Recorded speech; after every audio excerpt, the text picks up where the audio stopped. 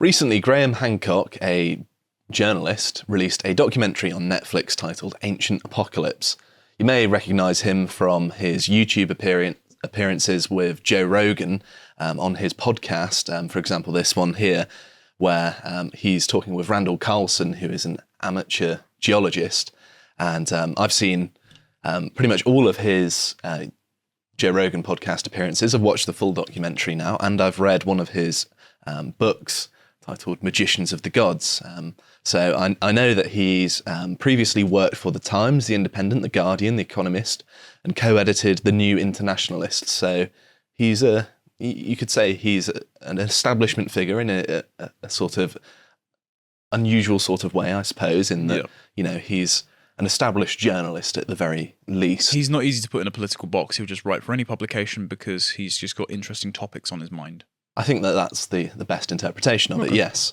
So what does he actually believe, and what is this documentary actually putting forward?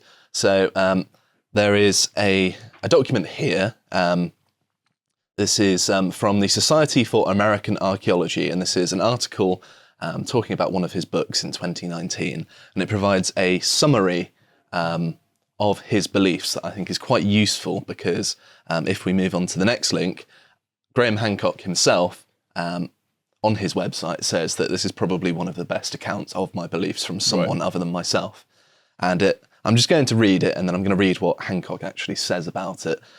So people don't accuse me of misrepresenting his beliefs, because I know he's got some very ardent followers that might say, oh, you've got this very minute detail wrong. Yeah, for full clarification as well, I haven't seen the series yet, so if I come across somewhat dumb in me being inquisitive, forgive me. So, and I'm quoting from the archaeology publication. So, attempting to critique America before, which is the book. The Key to Earth's Lost Civilization by Graham Hancock, using the criteria of professional archaeology, is doomed to failure as his goals are outside of the materialist practice of scientific archaeology. In a nutshell, Hancock argues that an ancient civilization of the Pleistocene, which to you and me means sort of the end of the last ice age, emerged in North America that was based not on material technology but on psychic and spiritual knowledge. It became a global sea-based society comparable with the late pre-industrial British Empire. These Ice Age Americans, spoiler, Atlanteans, foresaw a cosmic disaster and spread mimetic seeds of sacred knowledge of geometry, astronomy, and the other world, and how souls may navigate it around the world. After this civilization was destroyed by impact events from a comet during the Younger Dryas, these advanced people came to be remembered as magicians and gods. Seeking this knowledge today is a path to truly understanding reality and spiritual elements denied by materialist science. Right. So a giant meteor impacted and turned some of South America into Atlantis. That's literally the plot. I think it's meant to be North America. Yeah. Oh, North America. Sorry. Mm-hmm. That's literally the plot for Wakanda Forever. Like, the meteor lands down, vibranium gets everywhere, and not only did the Africans get it and build a spacefaring civilization, but a bunch of Latin Americans, when the conquistadors arrive, go into the sea and build a really amazing civilization. So I actually think Wakanda Forever might have been co-written by Graham Hancock. Don't slander the man like that. Come on.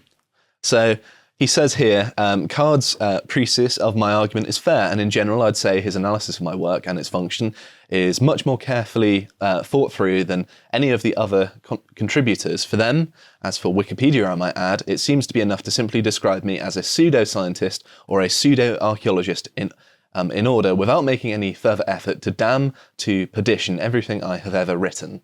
So he's admitting that he's a bit more speculative and out there. Mm-hmm. And that hopefully might hope to push the Overton window for archaeological inquiry. But he also says, yeah, sure, I might sound a bit kooky. I just think I'm probably right. He's very upfront about how he's perceived. Like in the documentary itself, he's just like, yeah, mainstream archaeology doesn't agree with me and they've called me a pseudoscientist. He says that within like the first 10 minutes or so of the documentary. And people are angry at him. Why? Well, we'll be getting onto that. Okay. I mean, it's worth mentioning as well that I personally don't believe that he presented enough evidence to convince me of his argument. No. There are elements of his argument which I did find possible and I was willing to entertain. So the Younger Dryas impact hypothesis that a comet struck North America's ice sheet at the end of the last ice age, which caused massive flooding, destruction, and rapid environmental change. I mean, I'm willing to entertain that. We also know that at this time there was rapid sea level rise, swallowing up massive portions of land, and this would be a traumatic event to live through as a human being and would explain a lot of the commonalities between all of the different cultural flood myths. Yes. So There's I'm willing to... There's ones in the Native Americans with the Quinault tribe, things like that. I'm also willing to entertain the idea that humans are perhaps more advanced than we might currently think based on the paleoanthropological evidence, because anatomical humans have existed for, at the very least, 233,000 years, based on what we found of skull fragments and things of that nature, which I'll get onto in a second. But I did enjoy the documentary. It's worth saying that it was entertaining. I think it was well made, although it had some elements of melodrama to it in a way in which lots of American documentaries do, whereby they're all trying to be really dramatic and trying to shock you. And I kind of enjoy the more laid back sort of David Attenborough style, where it's just quite calm, serene, just telling you the information. They're not necessarily trying to jump scare you with really loud, dramatic music when you're trying to relax. But my favourite part of it was showcasing the actual archaeological sites, some of which I wasn't even aware existed. So that was really interesting. Although I didn't necessarily always agree with his interpretation of them, I found some of his interpretations of how they were used quite compelling, and particularly his idea that lots of lots of early structures is a better word for it, were used to measure the stars, which I think is actually quite important for them, and would also validate the comet view. But yes, his interpretation is interesting and sometimes compelling, but I think should be taken with a pinch of salt, because I don't necessarily believe there's enough evidence to make some of the claims that he's making.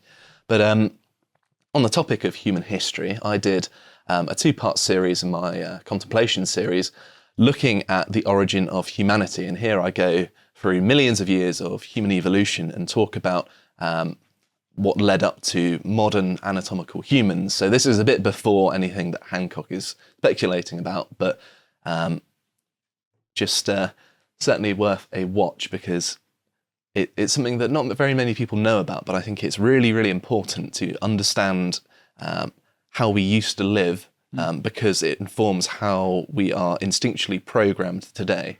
And if you want to understand yourself, I think understanding your history is a great way of doing it.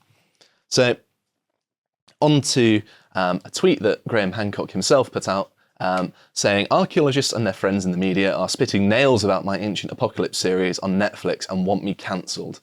And this is where I'm more than happy to defend Graham Hancock, because I think that people are unfairly slandering him, because these ideas should be entertained even if I don't agree with them. I think that's what we want in a civil society, isn't it? That ideas that aren't necessarily conventional or accepted by the mainstream can be entertained and passed around, because you never know, they could be right. Yeah, if you want to interrogate and repudiate them, that's completely fine. But then to gatekeep them out of being put into the public sphere in the first place means that you may be missing out on a key element of truth that may even benefit you.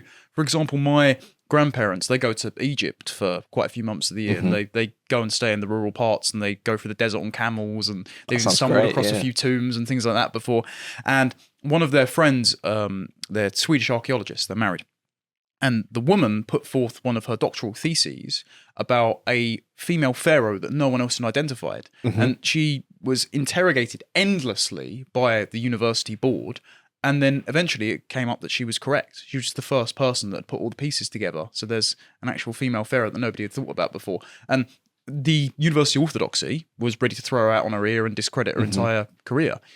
Just turns out that sometimes you need someone that sees the world from a slightly different perspective to look at the evidence, and you find something that nobody else has discovered before. I know that the field of archaeology and paleoanthropology are actually really exciting fields to follow because there are always new developments. There's always something new that we found out, just like, oh, we know more about this thing now. Yeah, the So problem it's is actually quite a fruitful thing for inquiry. been ideologically polluted in recent years with, for example, the claim of female or trans Vikings. Oh, that's Just ridiculous, yeah. Just stop. Just stop.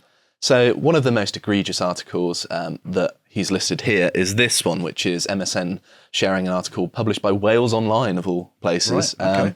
titled Graham Hancock's Ancient Apocalypse Netflix series promotes racist conspiracy theories, claim archaeologists. White supremacy. Yes. What? I know. So I'm sick of the American contamination of our language. this is also a professor from Cardiff University. Oh, right. I So know, funded yeah. by the taxpayer. Brilliant. Yes. So I'm going to read from this article because it is quite absurd. Hit Netflix documentary Ancient Apocalypse promotes white supremacy and racist conspiracy theories. Archaeologists, including a research fellow at Cardiff University, are claiming, I'm pretty sure it's just that guy, right? Yeah. However, an independent researcher and author has said such claims are fueled by jealousy, and that bringing in woke argument is nothing short of desperate on the part of academia, which, to be fair, he kind of has a point.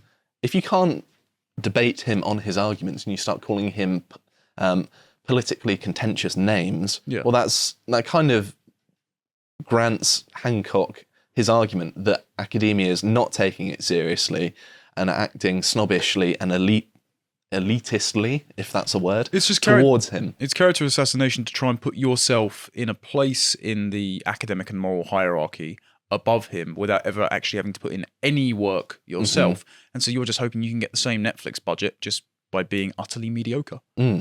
So it carries on to say, in a huge 40-tweet thread that has been retweeted by many fellow archaeologists and scientists, Dr. Flint Dibble from Cardiff University's School of History. That's a name and a half, I isn't know. it? I mean, it's quite a fitting name for an archaeologist, isn't it, Flint? Archaeology and Religion says, in his new Netflix documentary, Ancient Apocalypse, Graham Hancock has declared war on archaeologists. His rhetoric sows distrust in experts, and Atlantis conspiracy theories promote white supremacy. What? Yeah, we'll be getting onto that. Dr. Dibble told Wales Online that explaining how Mr. Hancock's Atlantis conspiracy theories promote white supremacy would take a long essay, but he provided links to various articles on the topic and his own previous Twitter thread on the subject. In one of these articles, titled Did Aliens Build the Pyramids and Other Racist Theories? Racist against... So they're saying basically the Egyptians, by implying the aliens, Book of Enoch style, could have come down and built the pyramids. You're implying the Egyptians were too stupid to build these structures because they're brown. Okay. I mean, never mind by implication that there aren't many of these mega structures from that sort of time in Europe. Yeah. So how... You'd have to be quite the hypocrite to believe that, wouldn't you? Yes.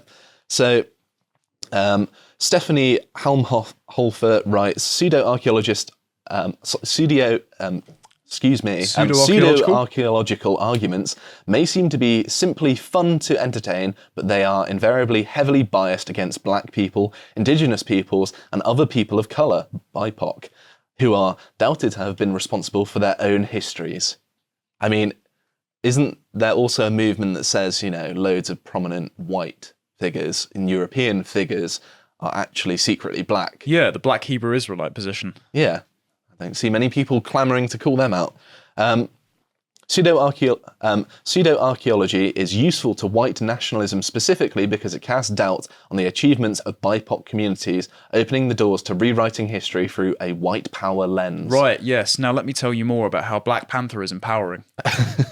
The thing is, at no point in Hancock's documentary does he mention race once. No. It doesn't even come into it.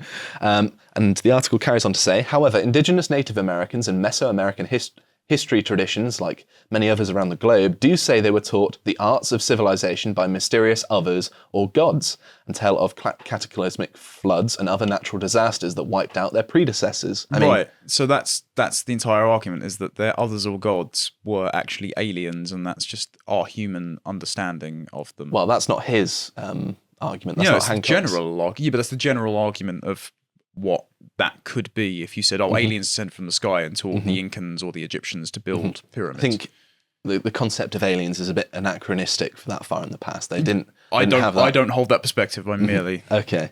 explaining what they think. And it carries on to say, nevertheless, Professor John Hoops, a specialist in the archaeology of South Central America and North South America at Kansas University's Department of Anthropology, what a sentence, yeah, is largely dismissive of these traditions. And he says the pseudo-archaeology and Mr. Hancock's theories align and reinforce white supremacist dogma, despite race not being mentioned in the Netflix documentary. They say it in the article. Yes. I mean, yes, he's reinforcing white supremacy, but he doesn't mention race once. Ooh. Yeah, socialism is the doctrine of envy, as per usual. Professor Hoops told Wales Online, the discussion of race in Ancient Apocalypse is conspicuous by its absence. Hancock does not need to identify the individuals in the myths he describes as white because most of his audience already knows it. Do they? I didn't know that. This is what permits him to conceal what archaeologists recognise as the implicit racism in his theory. This is the horseshoe theory of the white nationalists who go into every YouTube comment section and go, name them. We know who you're talking about, even if you're not naming them. It's like, what? No, silence is not violence. I'm not secretly covering up a group of people that I think are behind everything. I'm just presenting my argument. You're projecting. Mm-hmm. Absolutely.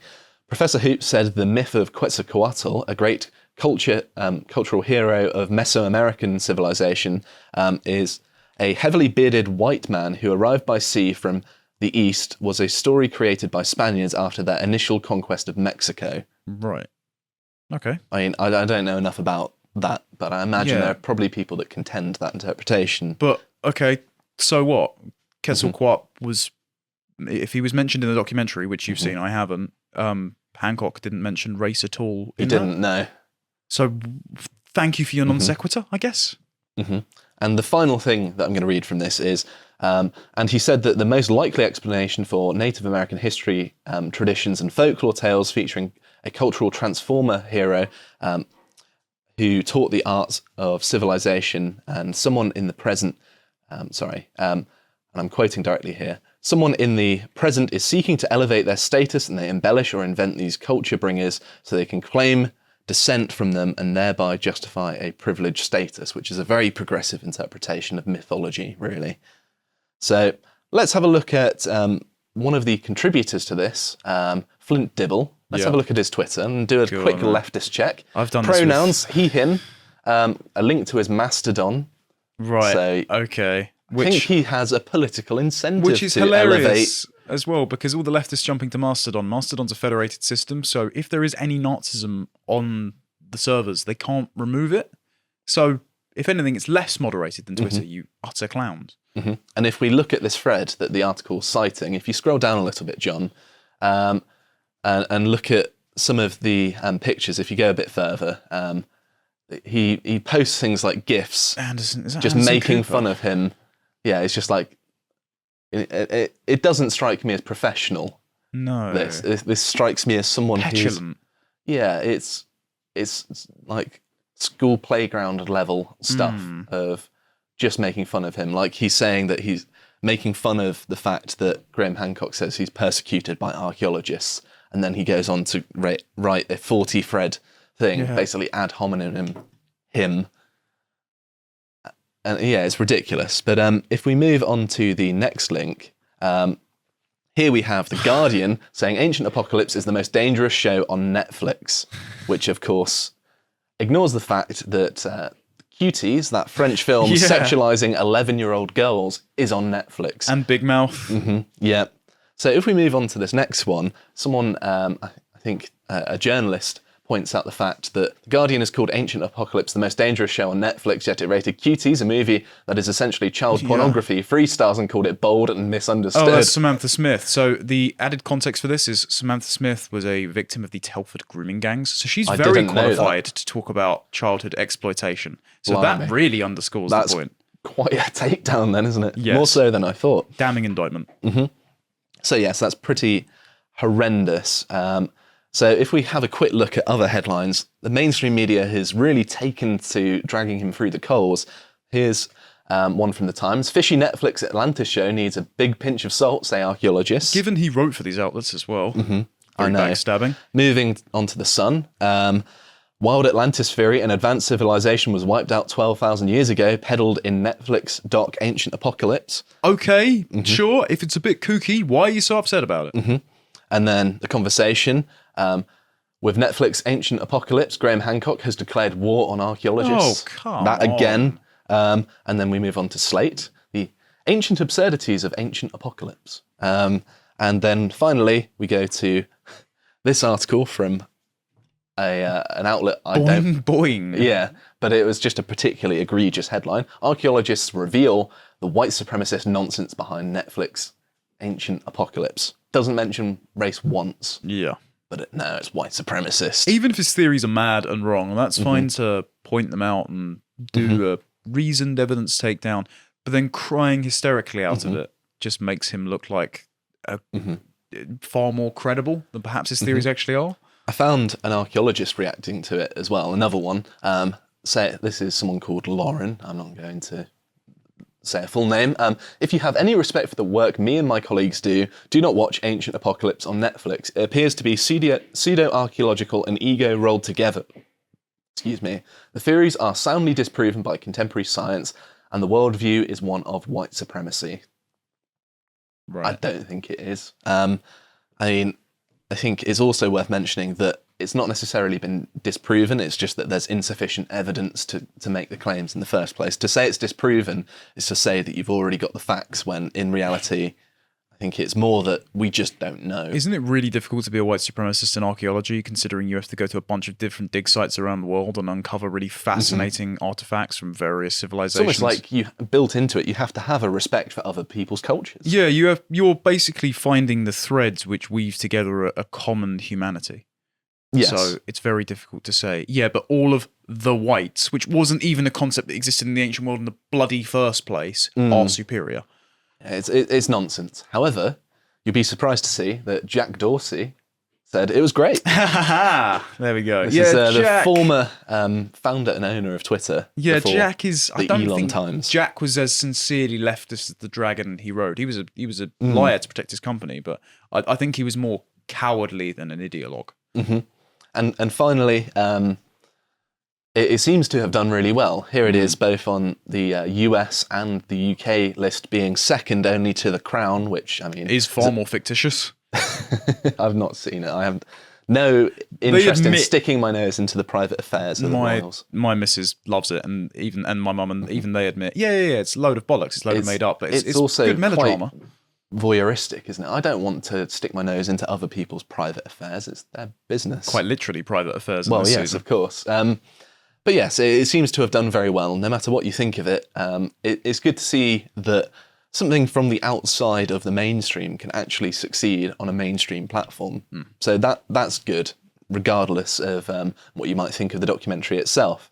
But to summarise, I think there are lots of interesting questions that this case raises. For example, I think that putting formal qualifications on a pedestal, particularly university qualifications, is not a good idea. I mean, I have a master's degree in psychology, but I think that normal people should have an opinion that should be just as valid as my own. It should be assessed based on the evidence for their arguments, not how much time and money they've spent at a university. I was going to say, if you wanted to disillusion yourself with academic credentials, do what I did for my English professors, the same as you did with that archaeologist Twitter account, and just find your professor's social media and have a scroll. And for all the times they want to retweet AOC comparing US to concentration camps and then defend the Soviet Union, you will suddenly realise that a lot of academic credentials are basically bunk. Yes. They also don't have a monopoly on truth. You know, they're people just like you and me. I mean, I suppose we've both got pretty good academic qualifications, but never mind. We're not conflicted here. I am also sympathetic to his scorn of the mainstream and his distaste for patronising so-called experts, and I'm quoting him directly there, in that I think that society as a whole has put too much stock in experts knowing what they're talking about. I think that a healthy level of scepticism to everyone is probably warranted. Yeah, do not defer judgment to others. I also think that respect for individuals' ideas, particularly the individuals themselves, should be dished out based on the quantity and quality of time spent researching the topic. So if someone's dedicated their life to researching something, you should give them more respect than someone who's just started, purely based on the fact that they've put a lot of time and effort into it. So you could be someone who's like an amateur archaeologist who's spent 30 years doing it, for example, or someone who's just qualified. And I think the person who's done it for longer is the one more deserving of respect. Well, I think the one who isn't banging on about an ideological goal like advancing racial equity is probably the more trustworthy voice, even if his theories are kooky. And although I don't necessarily believe ultimately in the theory he's trying to push, I find it interesting. I think it's important for people to entertain other theories because they could be right. I mean, you never know. I could be provided with more evidence and say, actually, yeah, he was right. I mean, I like to keep an open mind, but at the same time, I don't like to be convinced of things that I don't believe to be true. But we as a society should have that sort of attitude, and I think it's very healthy to have. Don't become overly invested in any one theory. Have an open mind, look at the evidence, and you should hopefully come to a more informed conclusion. That's all there is to it. But I hope that was an interesting look at it. I hope there aren't too many fans of Hancock angry at me. I think I was quite charitable towards him, considering, I can't help the fact that I don't believe what he says, not thinking that he's being dishonest, of course. But he should have every right to say it.